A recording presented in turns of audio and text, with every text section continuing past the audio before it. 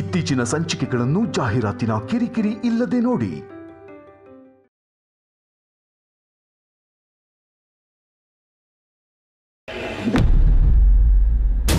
ನನ್ನ ಋಣದಲ್ಲೇ ಬಿದ್ದು ಸಾಯ್ಬೇಕು, ಆಗ್ಲೇ ನನಗ್ ನೆಮ್ಮದಿ.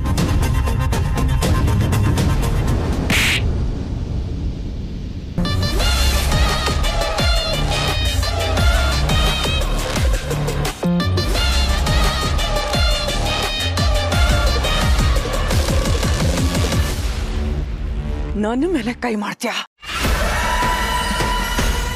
ಇದೆ ನಿನಗೆ.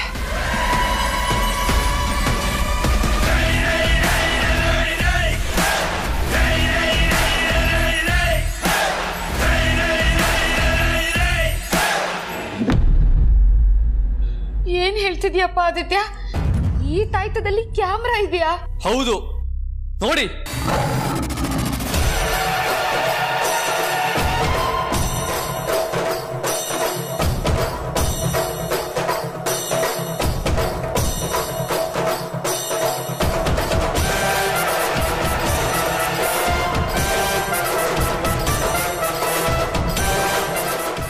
ಓ ಮೈ ಗಾಡ್ ಸಿಂಡ್ರಲ್ಲ, ಈ ತಾಯ್ತದಲ್ಲಿ ಕ್ಯಾಮ್ರಾ ಇರೋ ವಿಷಯ ನನಗೆ ನಿಜವಾಗ್ಲೂ ಗೊತ್ತಿರ್ಲಿಲ್ಲ ಕಣಪ್ಪ.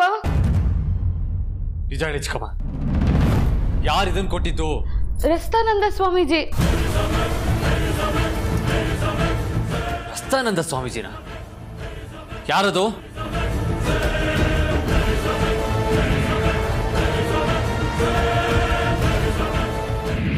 ಸ್ವಾಮೀಜಿ ಅಂತ ಅಷ್ಟೇ ಗೊತ್ತು ಆದಿತ್ಯ, ಆದ್ರೆ ಅವ್ರು ಯಾರು ಅಂತ ನನಗೆ ಗೊತ್ತಿಲ್ಲ. ಗೊತ್ತಿಲ್ವಾ? ನಿಜವಾಗ್ಲೂ ಗೊತ್ತಿಲ್ಲಪ್ಪ. ಹಾ, ಒಂದಿನ ನಾನು ರಸ್ತೆಯಲ್ಲಿ ಹೋಗುವಾಗ ಒಬ್ರು ಸ್ವಾಮೀಜಿ ಸಿಕ್ಕಿದ್ರು. ನಿನಗೆ ತುಂಬಾ ಒಳ್ಳೇದಾಗುತ್ತೆ, ಈ ತಾಯ್ತ ಇಟ್ಕೋ ಅಂತ ಅವರೇ ನನಗೆ ಕೊಟ್ಟಿದ್ರು. ಇನ್ನೊಂದಿನ ನಾನು ದೇವಸ್ಥಾನಕ್ಕೆ ಹೋಗಿ ಬರ್ತಾ ಇದ್ನಲ್ಲ, ಆವಾಗ ನಾನೊಬ್ಬರು ಸ್ವಾಮೀಜಿ ಹತ್ರ ಮಾತಾಡ್ತಿದ್ದೆ. ನೀನು ಬಂದೆ, ನೀನು ಬಂದ ತಕ್ಷಣ ಸ್ವಾಮೀಜಿ ಹೋಗ್ಬಿಟ್ರು. ಅದೇ ಸ್ವಾಮೀಜಿನೇ ಕೊಟ್ಟಿದ್ದು.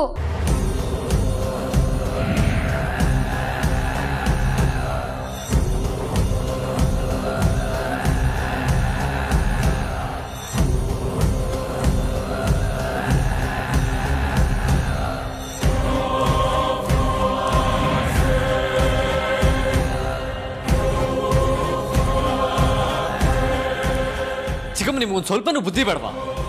ಗುರುತು ಪರಿಚಯ ಇಲ್ಲದೆ ಇರೋರು ಯಾರೋ ಬಂದು ಏನೋ ಕೊಟ್ರೆ ತಗೊಂಡ್ಬಿಡ್ತೀರಾ?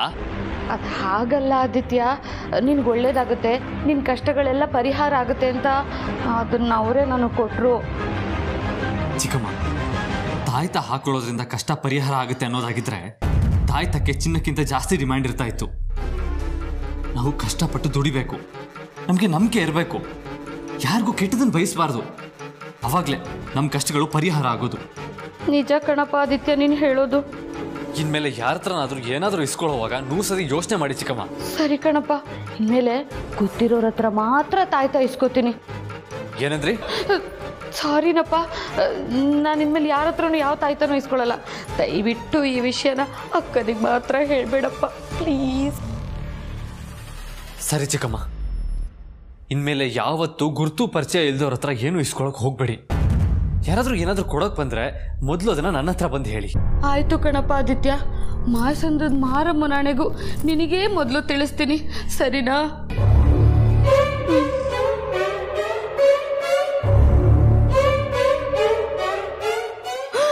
ಓ ಮೈ ಗಾಡ್ ಸಿಂಡ್ರಲ್ಲ. ಫ್ರೆಂಡ್ಸ್ ಬನ್ನಿ ಇಲ್ಲಿ. ತಾಯ್ತದಲ್ಲಿ ಕ್ಯಾಮ್ರಾನ? ಅವ್ವ, ಎಂತ ಖತರ್ನಾಕ್ ಐಡಿಯಾ ಬಳಸಿದ್ದಾರೆ. ನಾನು ಇನ್ಮೇಲೆ ಯಾರು ಏನೇ ಕೊಟ್ಟರು ನನ್ನ ದೊಡ್ಡ ಮಗ ಆದಿತ್ಯನಿಗೆ ತಿಳಿಸ್ಬಿಟ್ಟೆ ತಗೋತೀನಿ.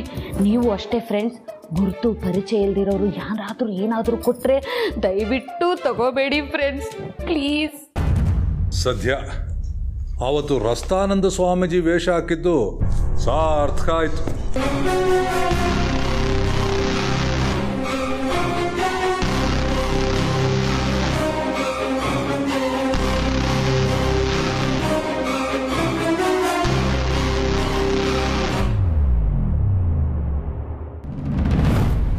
ಇನ್ಸ್ಪೆಕ್ಟರ್, ಅಖಿಲಾಂಡೇಶ್ವರಿನ ಅರೆಸ್ಟ್ ಮಾಡಿ.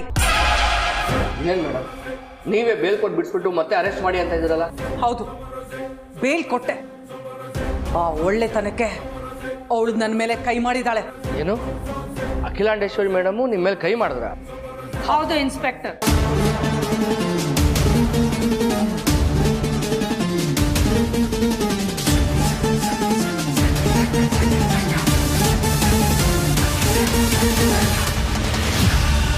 ನಾನು ಈಕೆಗೆ ಹೊಡೆದಿದ್ದು ನಿಜ. ದುಷ್ಟರಿಗೆ ಶಿಕ್ಷೆ ಕೊಡೋದು ತಪ್ಪೇನಲ್ಲ. ಈಗ ನಾನು ಮಾಡಿರೋ ತಪ್ಪಿಗೆ ಯಾವ ಮುಲಾಜಿಲ್ದೆ ನನ್ನನ್ನು ಅರೆಸ್ಟ್ ಮಾಡಿ.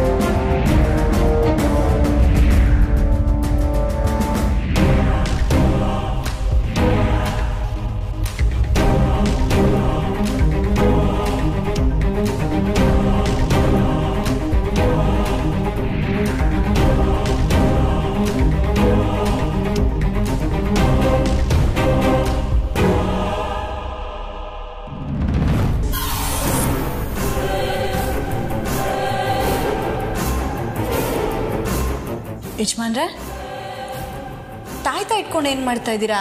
ಯಾರು ತಾಯ್ತಾ ಇದು? ಚಿಕ್ಕಮ್ಮಂದು. ಅವ್ರ ತಾಯ್ತಾ ನೀವು ಯಾಕೆ ಇಟ್ಕೊಂಡಿದ್ದೀರಾ? ಇದು ಬರೀ ತಾಯ್ತ ಅಲ್ಲ, ಮತ್ತೆ ಈ ತಾಯ್ತದಲ್ಲಿ ಕ್ಯಾಮ್ರಾ ಫಿಕ್ಸ್ ಮಾಡಿದ್ದಾರೆ.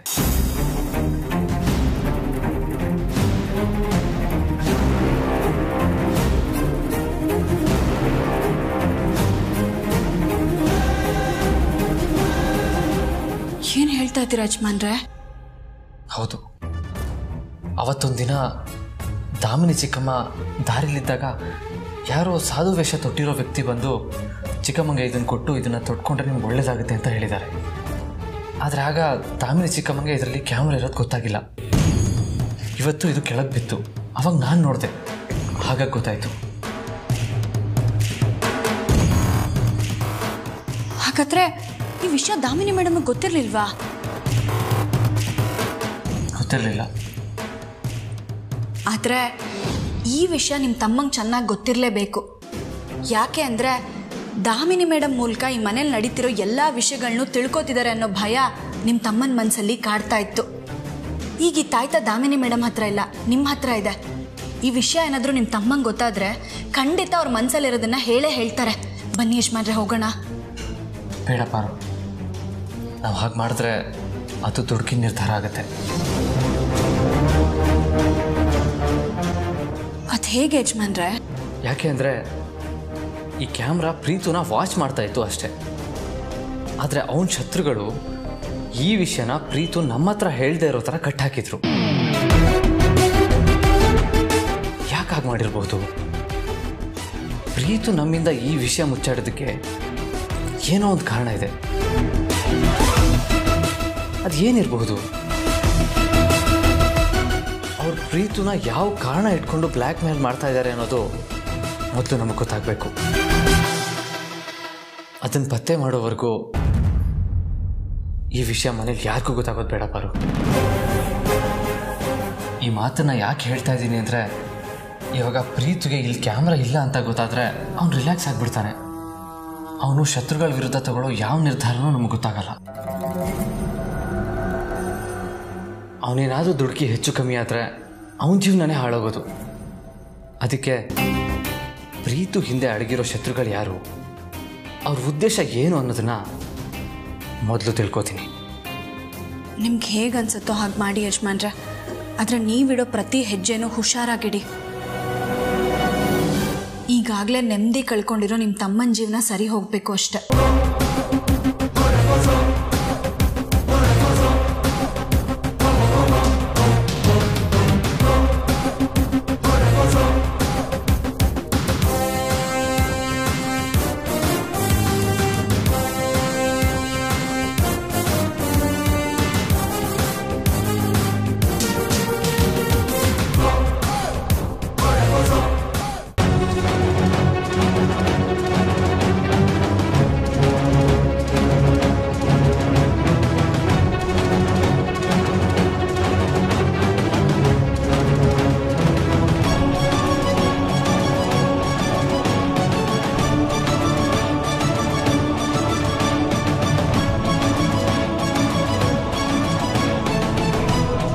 ನಾನು ನಿನಗೆ ಬೇಲ್ ಕೊಟ್ಟು ಹೊರಗೆ ಕರ್ಕೊಂಬಂದೆ.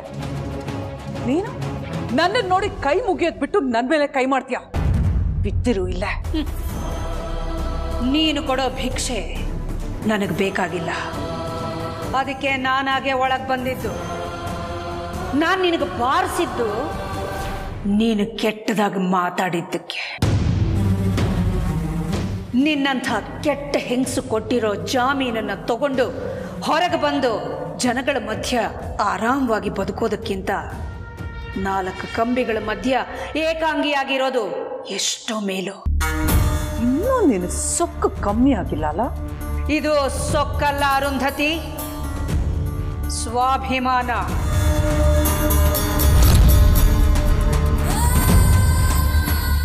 ನನಗೆ ದೇವ್ರಂಥ ಮಕ್ಕಳಿದ್ದಾರೆ, ಜೀವಕ್ಕಿಂತ ಹೆಚ್ಚಾಗಿರೋ ಗಂಡ ಇದ್ದಾರೆ. ಅವರಲ್ಲಿ ಯಾರಾದ್ರೂ ಒಬ್ರು ಬಂದೇ ಬರ್ತಾರೆ, ಬೇಲ್ ಕೊಟ್ಟೆ ಕೊಡಿಸ್ತಾರೆ, ನನ್ನನ್ನ ಹೊರಗಡೆ ಕರ್ಕೊಂಡು ಹೋಗ್ತಾರೆ. ಅಲ್ಲಿವರೆಗೂ ನಾನಿಲ್ಲೇ ಕಾಯ್ತೀನಿ. ನೀನು ಹೊರಡ್ತಾ ಇರ್ಬೋದು.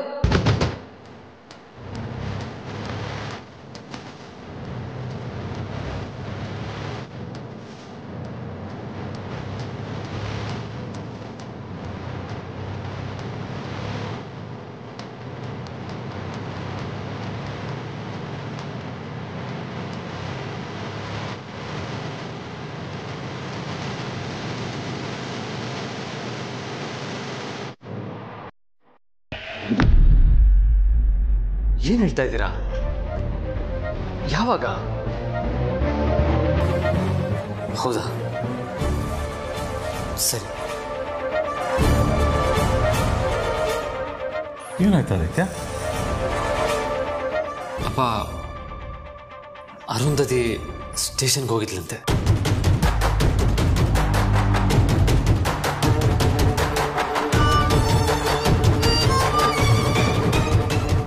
ಏನು ಹೇಳ್ತಿದ್ಯಾ?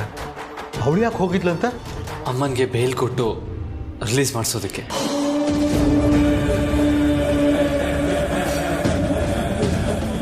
ಅಲ್ಲ, ಅಖಿಲನ ಅವಳು ಯಾಕೆ ರಿಲೀಸ್ ಮಾಡಿಸ್ಬೇಕು? ಗೊತ್ತಿಲ್ಲ ಅಪ್ಪ.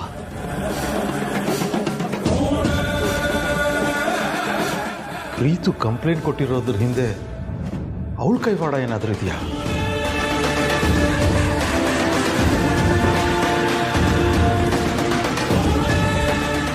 ಪ್ರೀತುನ ಅವಳೇ ಬ್ಲ್ಯಾಕ್ ಮೇಲ್ ಮಾಡ್ತಿರ್ಬೋದಾ?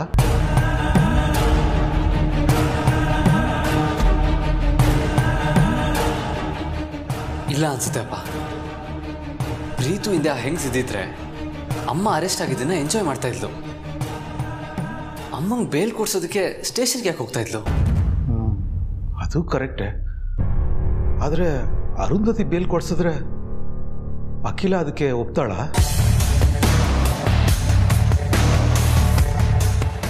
ಅಮ್ಮ ಒಪ್ಪಿಲ್ಲ. ಅರುಂಧತಿಗೆ ಬೈದು ಕಳಿಸಿದ್ರಂತೆ.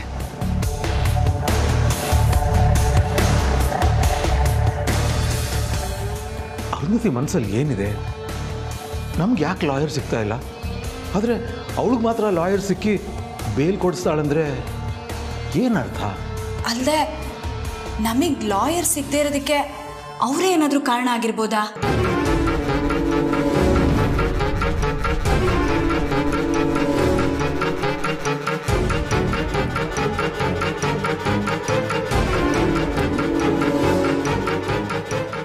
ಯಾರನ್ನು ನಂಬೋದು, ಯಾರನ್ನು ಬಿಡೋದು ಒಂದು ಗೊತ್ತಾಗ್ತಾ ಇಲ್ಲ.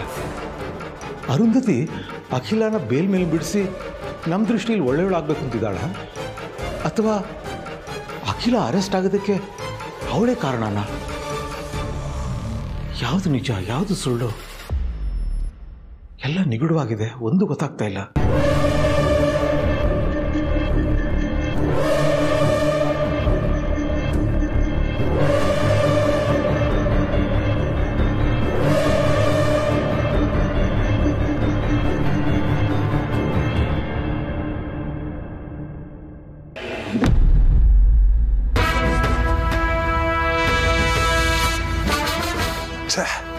ಅರು, ಯಾಕೋ ಟೈಮೇ ಸರಿ ಇಲ್ಲ. ಮೋಸ್ಟ್ಲಿ ನಮ್ಮ ಗುಡ್ ಟೈಮ್ ಹೋಗಿ ಬ್ಯಾಡ್ ಟೈಮ್ ಸ್ಟಾರ್ಟ್ ಆಗಿದೆ ಅನ್ನಿಸ್ತಾ ಇದೆ. ಸಮಯನ ನಮಗೆ ಹೇಗೆ ಬೇಕೋ ಹಾಗೆ ಸದುಪಯೋಗ ಪಡಿಸ್ಕೊಳ್ಳೋದೆ ಜಾಣತನ. ಅಲ್ಲಾರು ಇಷ್ಟು ದಿನ ದಾಮಿನಿ ಮುಖಾಂತರ ಅಲ್ಲೇನೆಲ್ಲ ನಡೀತಿತ್ತು ಅಂತ ನಮ್ಗೆ ಗೊತ್ತಾಗ್ತಾ ಇತ್ತು. ಆದರೆ ಇನ್ನು ಮುಂದೆ ಅಲ್ಲಿ ಏನಾಗತ್ತೆ ಅಂತ ಹೆಂಗೆ ತಿಳ್ಕೊಳ್ಳೋದು? ಅಲ್ಲ ಅಣ್ಣ, ಮೊದಲಿಂದಾನು ನಾವೇನು ದಾಮಿನಿ ಕೊರಳಿಗೆ ಕ್ಯಾಮ್ರಾ ಇಟ್ಕೊಂಡು ಆಟ ಆಡ್ತಿದ್ವಿ ಇಲ್ಲ ತಾನೆ? ಮುಂದಕ್ಕೆ ಏನು ಮಾಡೋದು ಅಂತ ನಿನ್ನ ತಲೆಗೆ ಸ್ವಲ್ಪ ಕೆಲಸ ಕೊಡು. ಅವರು ತಲೆ ಕೆಲಸ ಕೊಡೋದಕ್ಕೆ ಇವನ್ ಬಿಡ್ತಾ ಇಲ್ವಲ್ಲ. ಏನ್ ನೀನು ನಮ್ಮನೆ ನೆಂಟ್ರ ತರ ಆಗ್ಬಿಟ್ಟಿಯಲ್ಲ. ಹೇಳ್ದೆ ಕೇಳ್ದೆ ಬರ್ತೀಯಾ, ಹೇಳ್ದೆ ಕೇಳ್ದೆ ಹೋಗ್ತೀಯಾ. ಹಾ, ಎನಿವೇಸ್ ಬಂದ್ ವಿಷಯ ಏನು ಅಂತ ಹೇಳಿ. ಯಾಕೆ ಹೀಗೆ ಮಾಡ್ತಿದ್ದೀರಾ? ಅಯ್ಯ, ಈ ಪಾಠನೇ ಮಾಡದೆ ಹೋಮ್ ವರ್ಕ್ ಬರ್ಕೊಂಡ್ ಬನ್ನಿ ಅನ್ನಂಗಾಯ್ತು ನಿನ್ ಕತೆ. ವಿಷಯ ಏನು ಅಂತ ಹೇಳಪ್ಪ. ನಮ್ಮ ಮಾಮ್ನ ಬೇಲ್ ಮೇಲೆ ರಿಲೀಸ್ ಮಾಡಿಸೋದಕ್ಕೆ ಯಾವ ಲಾಯರು ಮುಂದೆ ಬರ್ತಾ ಇಲ್ಲ. ಇದ್ರ ಹಿಂದೆ ನಿಮ್ಮ ಕೈವಾಡ ಇದೆ ತಾನೆ? ಇದ್ರೆ ಏನ್ ಮಾಡ್ತೀಯ, ಇಲ್ದೇ ಇದ್ರೆ ಏನ್ ಮಾಡ್ತೀಯ? ಅಂದ್ರೆ ಇದೇ ಅಂದಂಗಾಯ್ತು. ಎಸ್, ನಿನ್ ಗೆಸ್ಸು ಕರೆಕ್ಟ್. ನಿಮ್ಮಮ್ಮನ ಕೇಸ್ನ ತಗೊಳ್ಳೋದಕ್ಕೆ ಯಾರು ಮುಂದಕ್ಕೆ ಬರಲ್ಲ.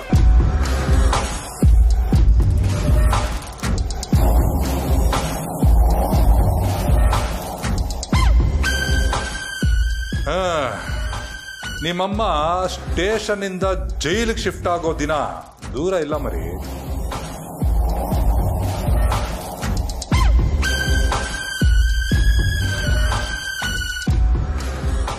ಅಲ್ಲ, ನನಗೂ ಕಂಪ್ಲೇಂಟ್ ವಾಪಸ್ ತೊಗೊಳಕ್ ಬಿಡ್ತಾ ಇಲ್ಲ. ಕೇಸ್ ತೊಗೊಳೋದಕ್ಕೆ ಲಾಯರ್ಗೆ ಬಿಡ್ತಾ ಇಲ್ಲ. ಯಾರು ಕೇಸ್ ತೊಗೊಳ್ತಿರ್ತಾರ? ಏನ್ ಮಾಡಿದೀರಾ? ತಿಳ್ಕೋಬೇಕು ಅನ್ನೋ ಕುತೂಹಲನಾ? ಆಯ್ತು, ಕೇಳಿಸ್ಕೊ, ಹೇಳ್ತೀನಿ.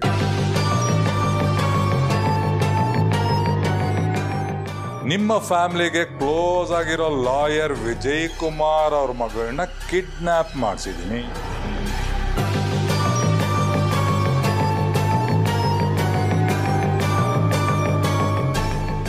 ಆ ಲಾಯರ್ ವಿಜಯ್ ಕುಮಾರ್ ತಮ್ಮ ಪ್ರೀತಿಯ ಮಗಳನ್ನ ನೋಡೋದಕ್ಕೆ ಅಂತ ಫಾರಿನ್ಗೆ ಹೋಗ್ತಾ ಇದ್ದಾನೆ. ಸೊ ಆ ಲಾಯರು ನಿಮ್ಮ ತಾಯಿ ಕೇಸನ್ನ ಡೀಲ್ ಮಾಡೋದಿಲ್ಲ. ಅಂಥ ಫೇಮಸ್ ಲಾಯರೇ ಈ ಕೇಸ್ನ ತಗೊಳ್ದೆ ದೇಶ ಬಿಟ್ಟು ಹೋಗ್ತಿದ್ದಾನೆ ಅಂದಮೇಲೆ ಇನ್ಯಾವ ಲಾಯರ್ ತಾನೆ ಈ ಕೇಸ್ ತಗೊಳ್ತಾನೆ ಮರಿ?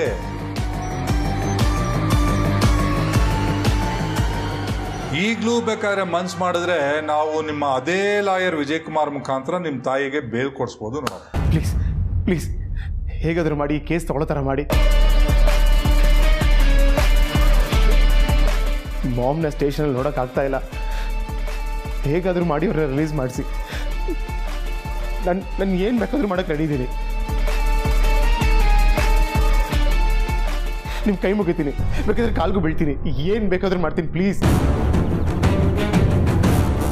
ಪ್ಲೀಸ್ ಮಾಮ್ನ ರಿಲೀಸ್ ಮಾಡಿಸಿ ಪ್ಲೀಸ್. ಬರೀ ಬಾಯಲ್ಲೇ ಹೇಳಿದ್ರೆ